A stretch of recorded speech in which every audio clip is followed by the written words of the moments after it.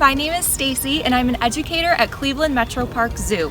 While we're really sad we can't celebrate Earth Day with you in person this year, we are really excited to bring you some sustainable tips on how you can celebrate Earth Day at home with your family. I'm going to show you how to reduce your household waste by composting at home. So you might be asking yourself, why would I want to compost? What can I even compost? Will it smell bad? Will it attract pests? Well, I'm going to answer all of those questions and show you how easy it is to start your own compost pile at home right in your backyard. So, why compost? First of all, it is a great way to reduce your household waste. According to the EPA, yard waste and food waste is 30% of all of the trash that we throw away. And so can you imagine reducing your landfill waste by 30% each week? Composting at home also lowers methane emissions from landfills, which in turn lowers our carbon footprint. Plus, it creates nutrient-rich soil that can be used in your garden or flower beds. So here are some things you can compost. Fruit scraps, vegetable scraps,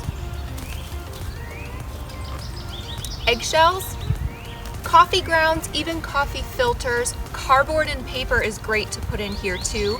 Yard, like grass trimmings, is great for our green materials. Even dryer lint, hair, or pet fur can go into your compost pile. All right, so we've got all of the great things we really want to start our compost. We've got those brown materials, which are our twigs and our dried leaves. We've got those green materials like our fruit and vegetable scraps, some eggshells, even some pet fur in there. But there are some things you do want to avoid putting in your compost pile. So never put dairy products like milk or yogurt, anything with fats or oils in them. No meat or fish bones or scraps. All of those things are what's going to create a problem with odor and could even attract pests. So never put any of those things in your compost pile.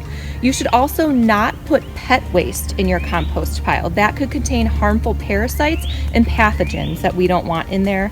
And when you are putting your yard waste in your compost, don't use any yard waste that has been treated with chemical pesticides. This could kill all the beneficial composting organisms that you do want in your compost pile. We want to pick a dry, shady spot for our compost pile. So as you can see, I've mapped out this nice shady spot along the tree line here. You can do it right in your grass, but I chose to do it where the shade will be a little bit more in my backyard. Place some rocks or barriers around it if you'd like. Another thing to be mindful of is choosing a spot near a water source.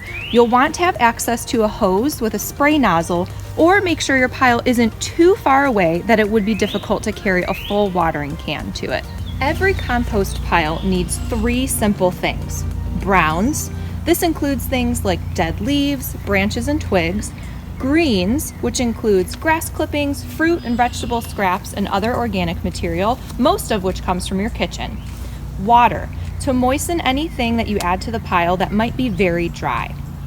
A good compost pile should have an equal amount of these greens and browns. If possible, alternate the organic material of different sized pieces by breaking it apart into layers. This brown material provides carbon, and the green materials provide nitrogen to the compost.